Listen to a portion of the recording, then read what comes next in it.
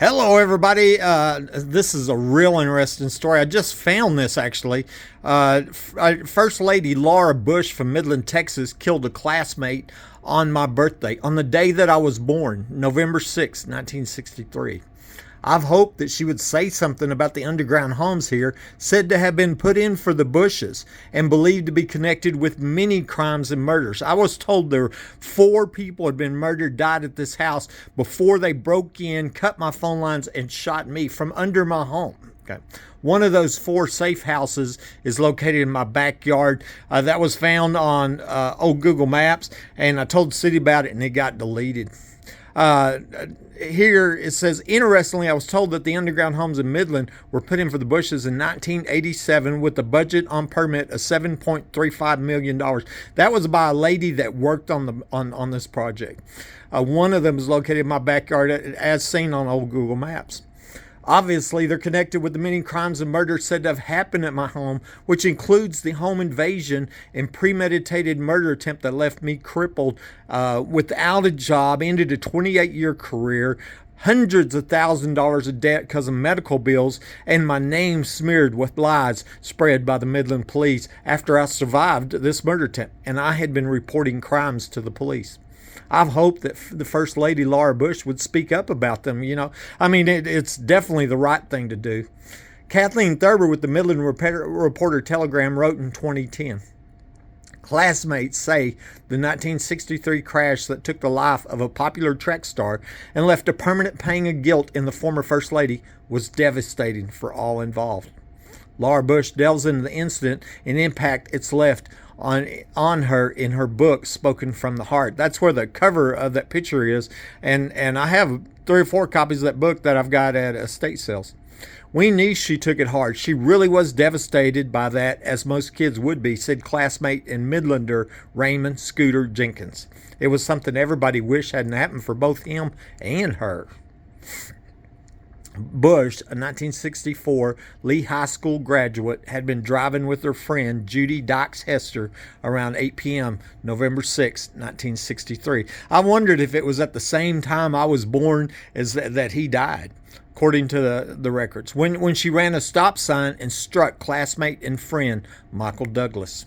Douglas had been driving south on State Highway 349 in a Corvair sedan that Wednesday night and died almost instantly, according to the archives. The then Laura Welch, that was her name before she married George Bush, had been traveling on Farm Road 868, about where Loop 250 is now, chatting with Hester, and didn't see what she describes in her book as a small sign in a dark area until it was too late.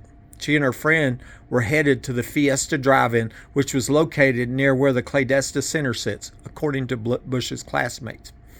Bush and Hester were treated at Midland Memorial Hospital and sent home, according to the archives. According to police reports from the night of the incident, was clear and the speed limit on the road was 55. No charges was filed. Now people go to prison for it. Even if it's an accident, because a life was taken. It wasn't until Bush was in her room at home that night when her parents revealed to her who was behind the wheel of the other car, according to experts from her book, printed by the New York Times. In the aftermath, all I felt was guilty, very guilty. In fact, I still do, Bush writes. Douglas was buried in Austin after a funeral at St. Mark's Methodist Church. Bush, according to the New York Times coverage of her book, wrote her parents didn't want her to attend the funeral, and she ended up sleeping through it. She wrote she still regrets not making contact with his parents and didn't fully grasp what they must have gone through until she had her own children. So many lives were wrecked that night at the corner, Bush writes. The accident was the second fatality to occur at that intersection in 1963 and the 9th for Midland that year, then the deadliest year on record, according to the archives. Another lady said, we heard about it, yes. So many of us had such respect for Laura that nobody wanted to hurt her feelings or worry her about it. It's an accident, said junior high classmate Cindy Schumann-Klatt, who's helped organize class reunions at the White House and Governor's Mansion. I know she carries that with her the rest of her life. It was devastating for everybody, said classmate Diane Gill Williams of the accident. He was very well liked. Of course, everybody knew her. Douglas was not Bush's boyfriend, she writes. And classmate says, though he was a close friend and well liked by most, he was voted most popular boy at Lehigh in his junior year and remembered through a senior picture and separate photo spread in the class's senior yearbook. I had heard that it was her boyfriend, but these people say it wasn't. She was just always extremely classy, very dignified, Williams said. I can't wait to get my hands on that book. Before I found this story about Laura Bush, I'd posted this on my TikTok, this picture, and I want to show you. This is from Jimmy Carter's funeral, and you can see Hillary and Bill Clinton here. Here's George Bush. There's Laura right now. Here's Kamala Harris, Obama, and there's Trump and Melania. And it's real interesting. I've contacted most all of them about these crimes and the murders here that have been seem to be covered up by the police and the press.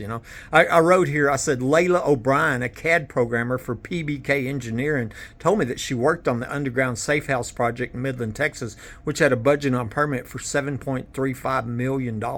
It was completed in 1987 for the Bushes. At that time, George H.W. Bush was vice president under Reagan. That's how long ago it was. And I think these crimes have been happening at this house ever since.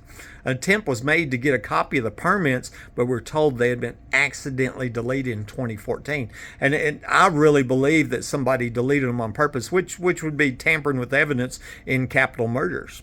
Google Maps shows a large building in my backyard on the map screen that couldn't be seen from above ground on the satellite screen. This is obviously one of the 4 secret bunkers that I was told about. I contacted the city and explained that multiple people are documented as saying that tunnels and underground homes are here, and supporting evidence can be seen on Google Maps. A week later, it was deleted. Once again, I suspect somebody with the city of Midland contacted Google and had that deleted, and it was to cover up the crimes and murders, many crimes and murders connected with them tunnels and underground homes. That's why I'm publicly asking for First Lady Laura Bush to speak up and say something. Let's stop these crimes, please. This is Layla O'Brien right here. That's who contacted me, and I recorded her and screenshotted her and everything. And she's the one that told me she worked on this underground project. And when I looked at her LinkedIn account, she was project manager for PBK. Well, that's what she told me. She worked for PBK Engineering. She said they also put a school in here. I believe her. This is a print screen from a Facebook conversation, and Layla O'Brien, Gail O'Brien, she's talking, and she says 7.35 million. I said, or mil, and I said, what, 7.35 miles? And she says million on permit. If it's on permit, we should be able to get a copy of the permits, right? And that's why I said, where are the permits? There was a lady from Dallas named Julia Weidman. She drove down to Midland and set up a meeting with the city of Midland to get a copy of them permits. She's an expert in these underground permits. She wrote me this email November 22nd, 2019. Okay. And just some of what she wrote. Excellent idea, buddy. What tenacity, a true Chickasaw warrior's spirit indeed. I guess she knew that I was a registered American Indian. James Rawls was clearly prepared to tell me about the missing records. James Rawls worked for the city of Midland and was over them records. Interestingly, when I looked him up, he used to work for Home Depot. And I believe there was a tunnel coming from the Home Depot store to my home. Okay. And then she gets on this technical stuff. The base of this conversation was IRC 2015, 2018, et cetera, et cetera, et cetera.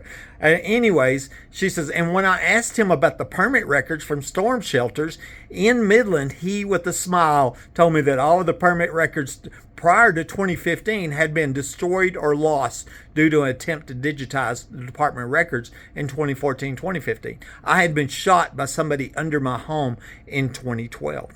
I asked him twice if he was a gatekeeper, and he said yes. There ain't nowhere else to go but his office. When I brought up the subject of the basement at the Home Depot, it clearly unnerved him, but he was downright gloating about those missing records. And like I said, I believe if somebody deleted those records, that's tampering with evidence in capital murders. A lady called me and said, go look up your home on Google Maps. And when I did, what I saw was a large building in the backyard of my home. I was shot right here. But you, on the satellite screen from above ground, you can't see it. Obviously, it's one of the underground homes. I believe it's connected with the oil show parties. This lady said that's where the oil show party's going on. Buddy Webb, Midland, Texas. Come on, Laura Bush.